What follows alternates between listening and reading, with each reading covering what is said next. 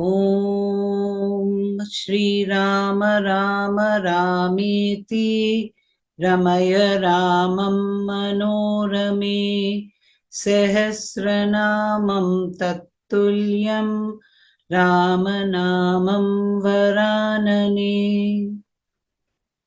Om Apadamapahartaram Dataram Sarvasampadam Lokabhiramam Shri Ramam Bhuyo Bhuyo Namamyaham. Welcome to this reading of the Valmiki Ramayana for today's youth and scientists. Here we are reading the original Sanskrit verses followed by the Hindi and the English translations. The objective of this project is to bring to the attention of today's youth, scientists, academics, and the interested general public the original Valmiki Ramayana, written by the great Rishi, estimated at around about 12,209 and 12,000 BCE. This epic is replete with potential subjects and topics worthy of research. In this project, we are using Sanskrit with the English and Hindi translation as published by Gita Gorakhpur Press. The very first king who was from the Sun dynasty was Vaivasvata Manu, whose son was Ikshvaku, and the entire lineage of kings that followed thereafter were known as the Ikshvaku clan. In the long lineage of this clan, there were many famous and well-known kings, like Trishanku, Sagara, Bhagiratha, and Harishchandra, whose deeds and achievements are mentioned in various other Puranas and ancient texts. King Dasharatha, too, the father of Rama, was the 78th king in this long line of illustrious kings, with Bharata being the 79th for a period of 14 years, that was during Rama's exile, and Rama was the 80th of the Ikshvaku kings. Therefore, to make it easy for researchers to find the chapter of their interest and research that they would need to revisit or check out in the printed or Kindle version of the book, we bring you this synopsis of chapters in each of the 7 books after we have completed its reading.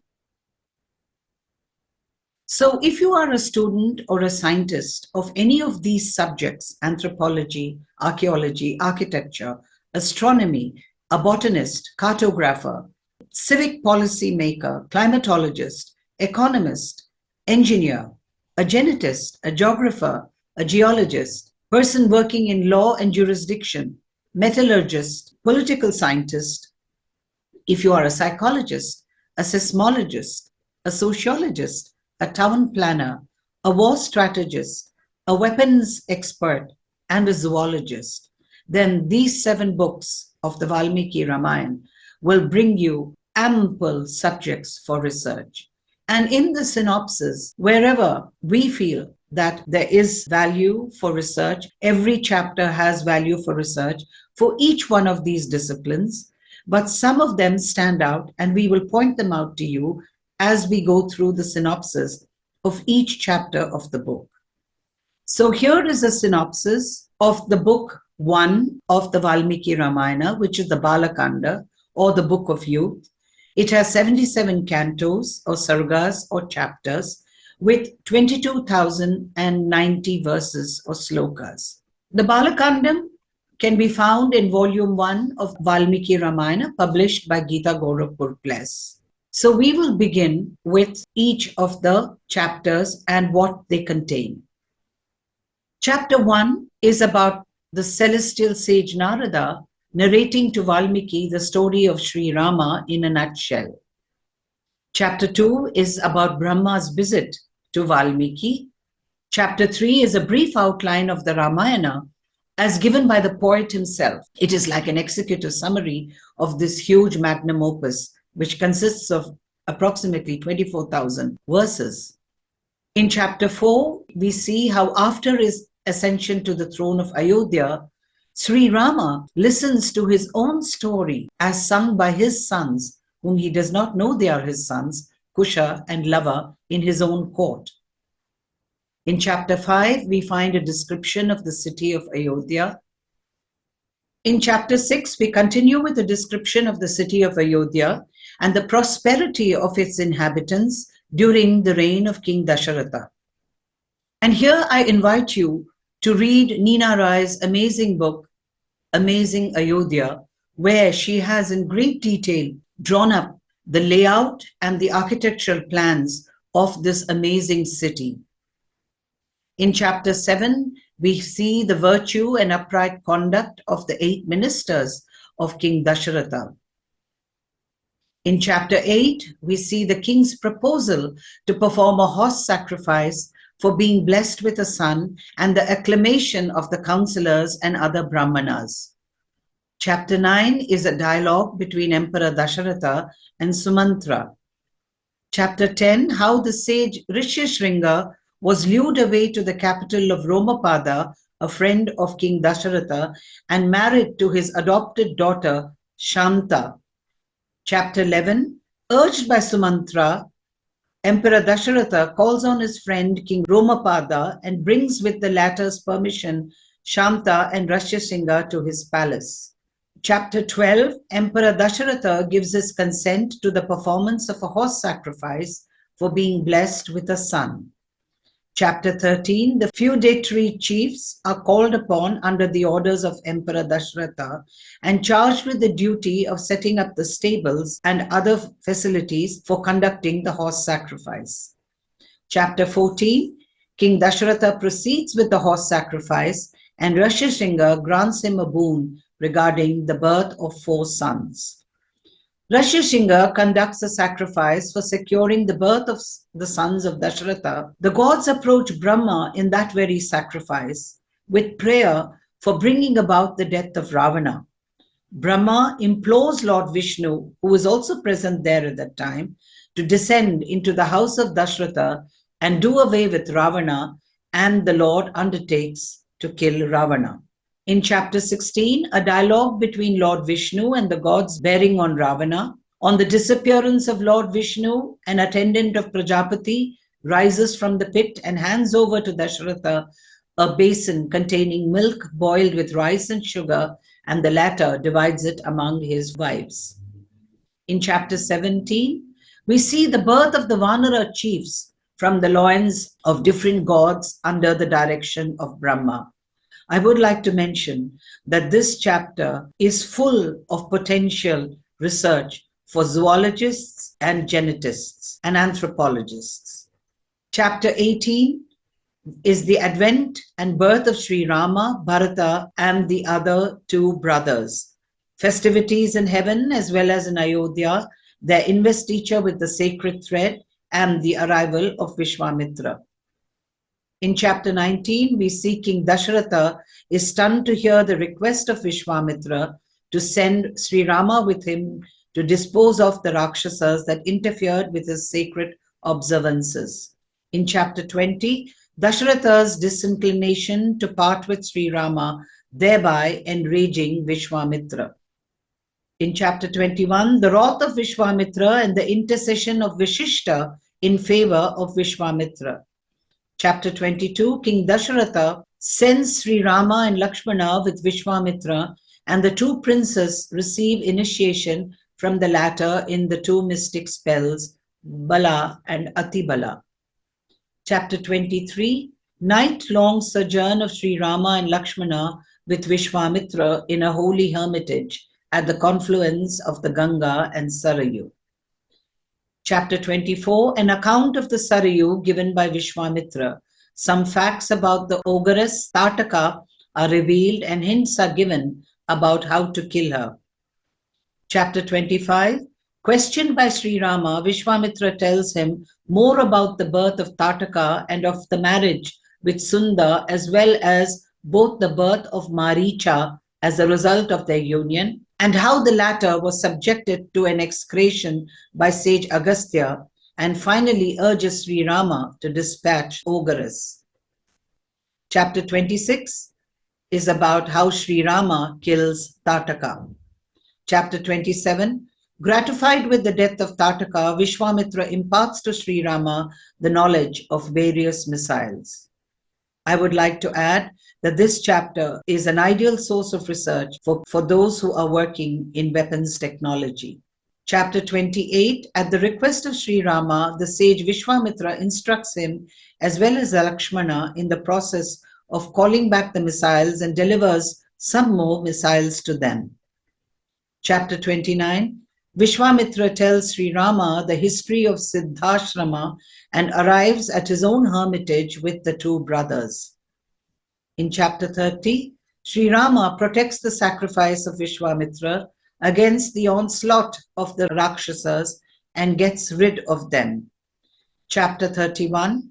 Accompanied by Sri Rama, Lakshmana and a host of rishis, sage Vishwamitra proceeds northwards in the direction of Mithila to witness the bow sacrifice of King Janaka and breaks his journey on the bank of the Sona at sunset. Chapter 32. An account of the 4 sons of Kusha, the 100 daughters of Kushnaba, turn hunchbacked under the curse of the wind god.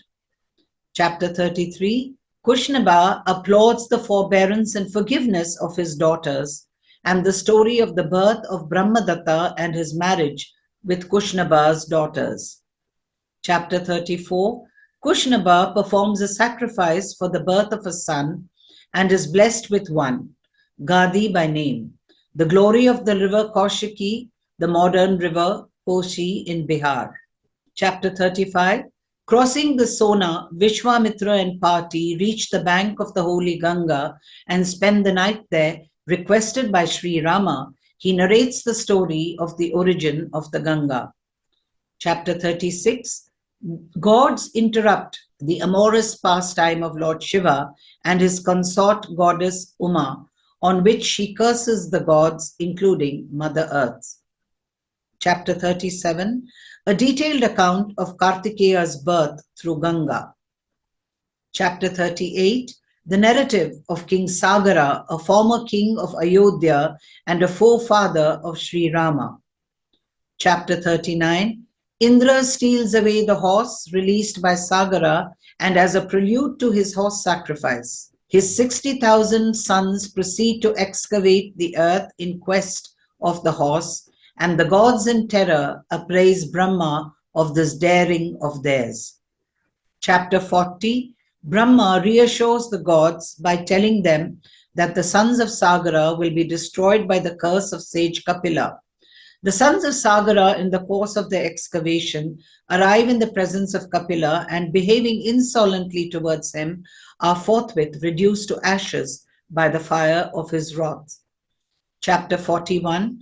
Under orders of Sagara, his grandson Anshuman proceeds to Rasasthala through the underground passage made by his uncles and, bringing back the sacrificial horse, tells the king about the fate of his uncles.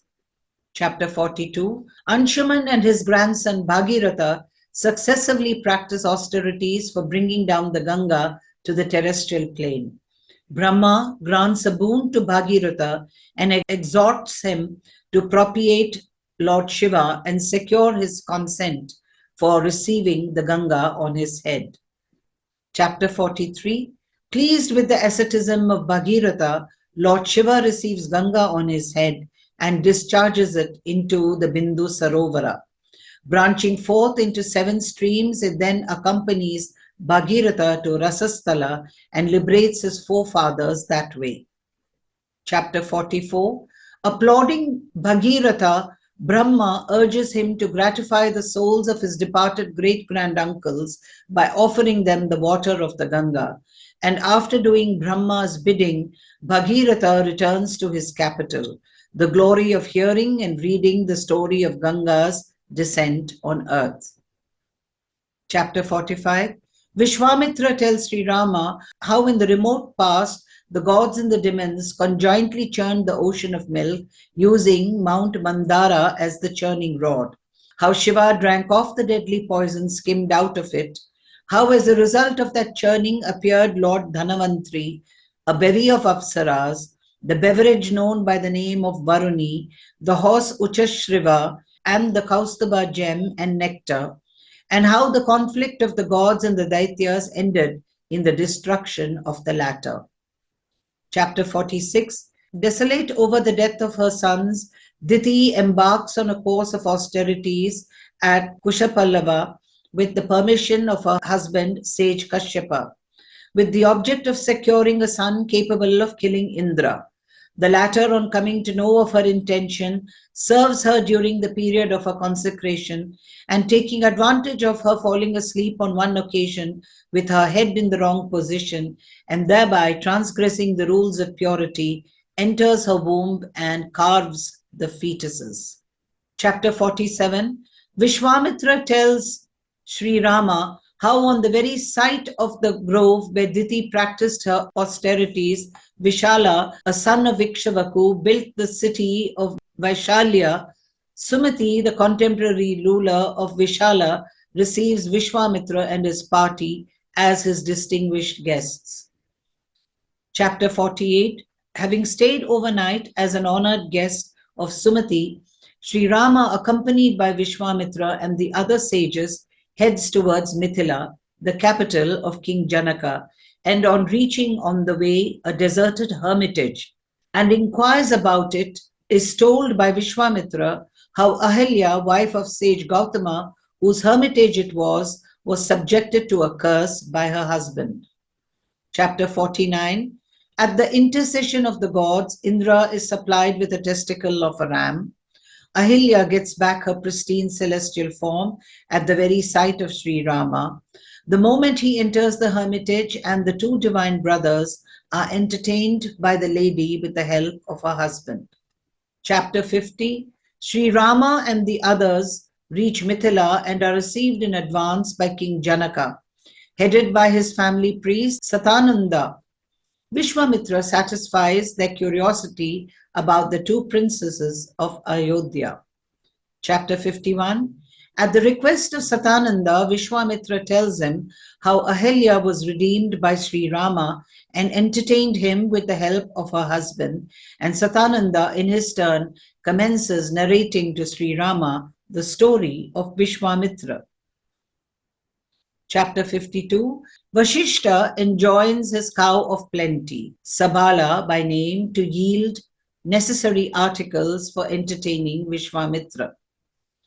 Heartily entertained along with his army by Vashishta with delicious foods and drinks yielded by this cow of plenty, Vishwamitra asks of him the cow, which Vashishta declines to part with. Chapter 54. On Vishwamitra's attempting to take her away by force, Shabala seeks to know Vashishta's mind and at his instance produces a multitude of warriors that disperse Vishwamitra's army. Chapter 55. His entire army having been exterminated by the warriors produced by Shabala and his 100 sons reduced to ashes by the very roar of Vashishta even as they assailed him, Vishwamitra retires to the Himalayas for austerities and receiving a number of missiles from Lord Shiva, tries them on the inmates of Vashishta's hermitage. Vashishta meets him with a mere staff appropriate to a Brahmana. Chapter 56.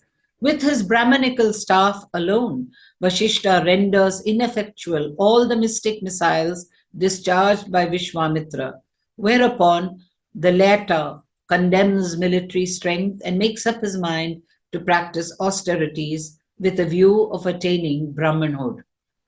Chapter 57. Vishwamitra embarks on a severe course of austerities with a view to attaining Brahmanhood. In the meantime, King Trishanku of Ayodhya requests Vashishta to conduct for him a sacrifice which may enable his body to ascend to heaven, and on Vashishta declining to comply with his request, approaches his sons for the same purpose. Chapter 58. Having been refused by Vashishta's sons as well, Trishanku gets ready to seek another priest, whereupon he is degraded by the curse of Vashishta's sons to the position of a Chandala and approaches Vishwamitra with the same request. Chapter 59. Vishwamitra assures Tarshanku of his help, sends word to a number of sages, inviting them to conduct a sacrifice for Trishanku, and pronounces a curse on those who decline to come. Chapter 60. At the instance of Vishwamitra, the sages assemble at his hermitage, commence a sacrifice. On the gods failing to appear at the sacrifice to accept the offerings, Vishwamitra sends Trishanku bodily to heaven using his own spiritual powers and offerings.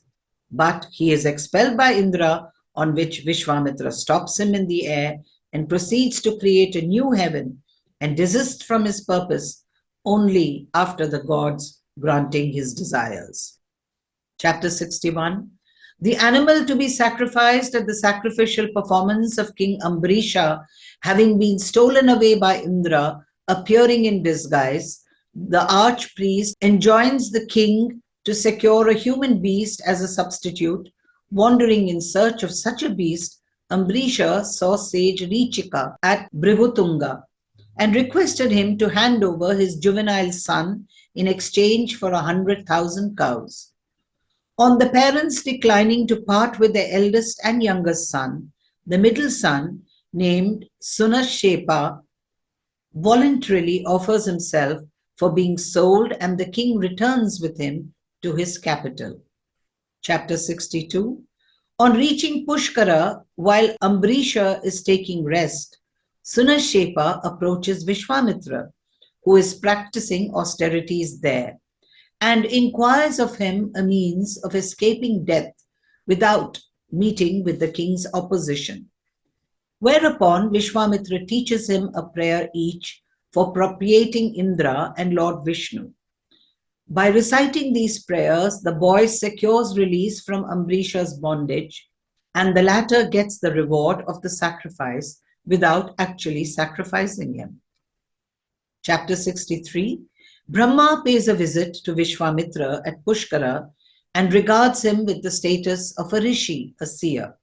There he feels enamored of Menaka, a celestial nymph, deputed by Indra to distract him, and enjoys life with her for 10 years.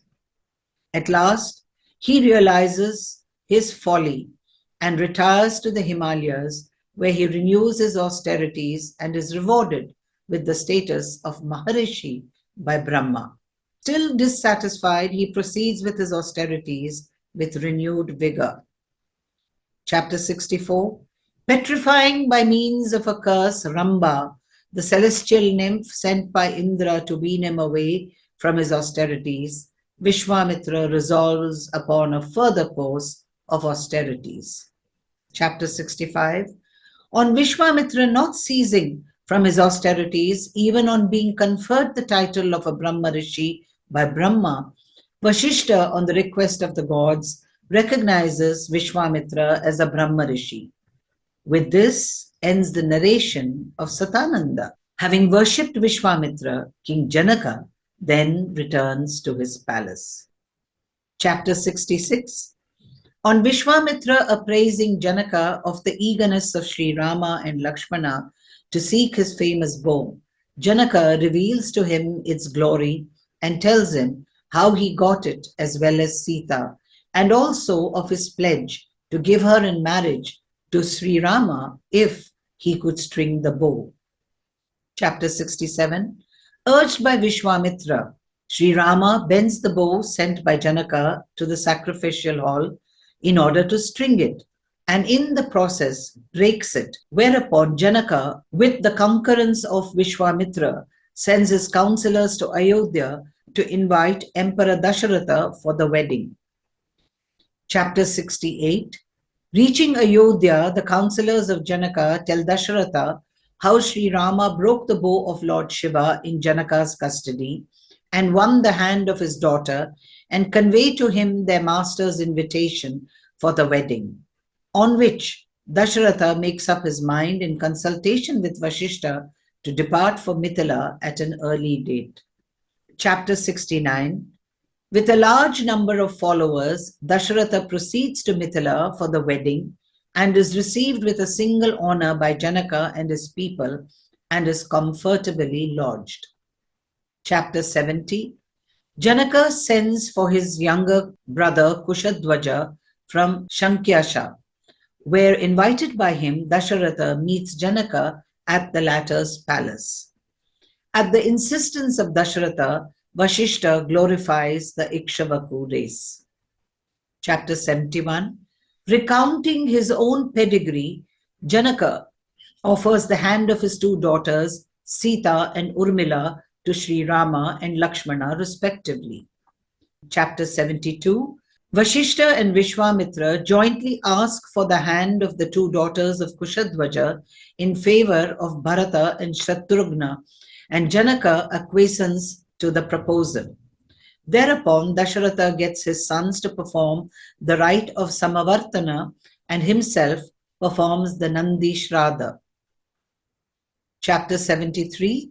Janaka escorts Dasharatha and his 4 sons, clad in nuptial attire, to the pavilion erected for the wedding. Placing Vishwamitra and Satananda ahead of Vashishta, conducts the marriage ceremony. Sri Rama and his 3 brothers clasp the hand of their respective brides. Singing and dancing for joy, the gods rain heavenly flowers on the brides and the bridegrooms. Chapter 74. Taking leave of Janaka and Dasharatha, Vishwamitra returns to his own hermitage. And accepting large wedding presents, Dasharatha too returns to Ayodhya along with his sons and their newly wedded brides. On the way, the irascible and redoubtable Parashurama, a sworn enemy of the Kshatriyas, suddenly appears before them. Axe in hand, and Vashishta and the other sages accompanying the party offer worship to him. Chapter 75. Turning a deaf ear to Dasharatha's prayers, Parashurama relays the history of the bows belonging to Lord Shiva and Vishnu and challenges Sri Rama to string the bow of Lord Vishnu in his possession. Chapter 76. Fitting the arrow of the bow of Lord Vishnu and declaring it as unfailing, Sri Rama asks Parashurama to point out at whom it may be discharged, and at that instance of the latter puts an end to his title to the ethereal worlds by him through his austerities. Recognizing Sri Rama to be no other than Lord Vishnu and taking leave of him, Parashurama withdraws to Mount Mahindra in order to resume his austerities. Chapter 77. On the departure of Parashurama, Sri Rama hands over the bow of Lord Vishnu to Varuna, the god of water, and sending the army ahead, King Dasharatha enters Ayodhya. After some days, Prince Yuddhajit, Bharata's uncle, takes away Bharata and Shatrughna to his father's capital. This completes the synopsis of the reading of Book 1 of the Valmiki Ramayana, the Balakandam, the Book of Youth, with its 77 chapters and 2,290 slokas. We hope the readers and listeners would have acquired a copy of the Valmiki Ramayana, available in various translations of their choice from the Gita Gorakhpur Press. The details of getting the book is given here. So we see in chapters 5, 6, and 7, we get a glimpse of what Ram Rajya truly is like for the citizens. In chapter 17, we see a fascinating account of the advanced science of crossbreeding and creation of different species. And in chapter 18, we have the birth of Sri Rama. We find descriptions about different weapons and missiles. We find different combat strategies involved in fighting powerful demons and ogres. We find an account of how even the devas and other beings are capable of unrighteous acts, and how extreme physical discomfort could be successfully overcome, and the power of asceticism. Chapters 70 and 71 give us a detailed list of the genealogy of the entire Ikshvaku and the Janaka clan, research into which could give us insights into our true antiquity and the age, the real age of our civilization. We once again urge you to get a copy of the 2 volumes of the Valmiki Ramayana, published by Gita Gorakhpur Press, with translations in the language of your choice, so that You may read along and also mark your points of reference for your research. It would be interesting as geographers, cartographers, maps of the various places described and the routes taken by Sri Rama in Book 1 and the locations of various events having taken place were actually done as a project. It would also be interesting to see how various stories mentioned in the Ramayana can be correlated with other Puranic texts. This synopsis has specially been recorded to help researchers find chapters of their choice easily. The links to each of the chapters can be found in the description. So you just need to click on the description and move to the chapter and re-listen to it, and also read along from the original. So join me next in the reading of Book 2 of the Valmiki Ramayana, the Ayodhya Kandam, the Book of Ayodhya, which has 119 cantos or sargas and chapters with 4,348 verses or slokas. And thank you for joining us on this journey. Om Shri Rama Rama Rameti Ramaya Ramam Manorame Sahasranamam Tattulyam Ramanamam Varanane Om Apadamapahartaram Dataram Sarvasampadam Lokabhiramam Shri Ramam Bhuyo Bhuyo Namamyaham. Dhanyavad.